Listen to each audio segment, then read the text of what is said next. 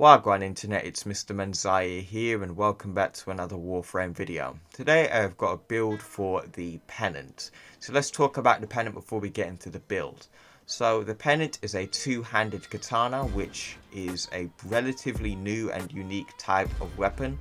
So there's only two-handed katanas in the game. We have the Tatsu, which is Revenant's signature weapon, and we have the Pennant. The Pennant can drop from the Saturn Proxima in Railjack, or you can get it from the store market for Platinum.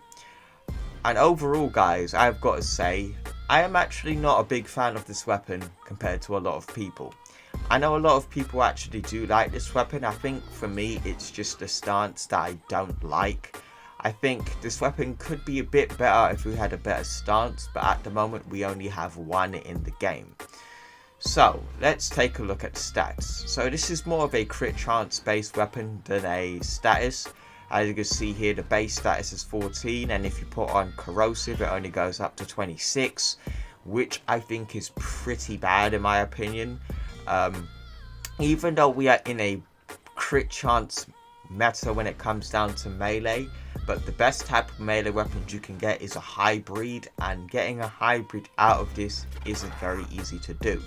So I've got primed reach, prime pressure point, blood rush, and a Pennant ribbon that has crit chance and crit damage, organ shatter, gladiator might, drifting contact, and berserker. And as you can see here, I have a 85.9% crit chance and an 8.0 crit damage. So let's take a look at this bad boy in action.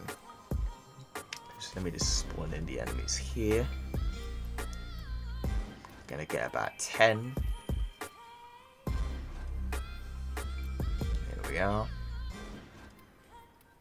Okay, so let's simulate these lot in. So yeah, this is what I mean. So the weapon's signature ability, it actually does have a special ability. If you get a kill with a heavy attack, you can increase your melee attack speed.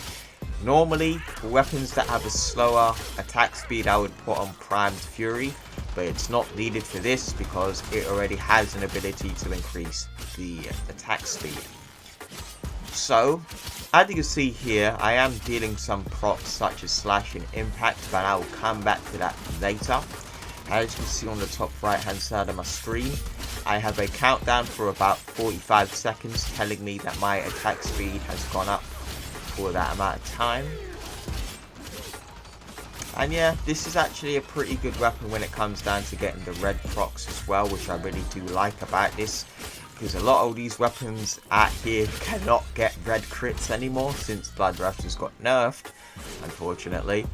But I would definitely say this is a weapon that can be used in most of the endgame content, but you are going to have some time taking a lot of DPS or dealing a lot of DPS by spamming the melee button on certain enemies.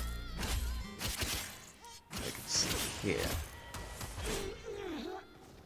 Right, so that was the build with the Riven mod. I'm going to show you a build that I have without the Riven mod, and simply add on Condition Overload. You're probably wondering, why should you use Condition Overload over something like True Steel or something like that? The reason I say this is because with Rise Razor you do actually have a combo that allows you to proc slash, and it does count towards Condition Overload, and if you're proccing slashes you can add a little bit more melee damage to it. So if you're adding a little bit more melee damage, you can get the kills a little bit more faster. So let's go test this bad boy out.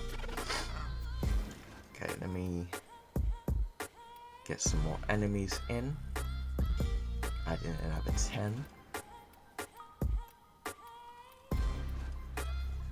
There we are. Right. So we're gonna see.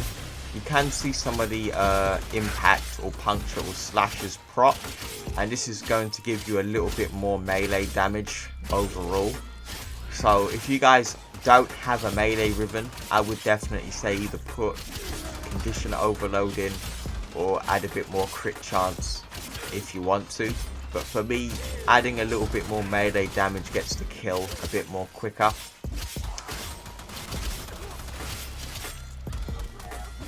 So yeah, for me, the thing that I don't like about this weapon, as I keep saying, is stance.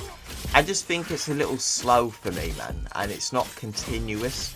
I'm more into stances that give me continuous attacks, because it just helps me keep the momentum. With this weapon, you really do lose momentum with some of the combos. And overall, I would say, if you guys are into these types of katanas, I would say use it. But for me, man, I don't use it very often anymore, because I just, as I said, but you can deal some pretty good damage when it comes down to this weapon. And if you guys can add a little bit better stats or better mods, feel free to say in the comments below. But yeah, overall I would say if you guys like two-handed katanas, I would highly recommend it. If not, still give it a try if you can find it in Railjack. But at the moment, guys, I would give this weapon a pass when it comes down to other melee weapons. It's not bad, but it's not great either.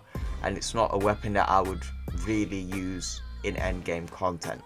But that's all I really got to say for this weapon, folks. Tell me what you guys think of the build. Do you have any betters that I can try out? You know what to do in the comments. I'll see you in the next one. Take care.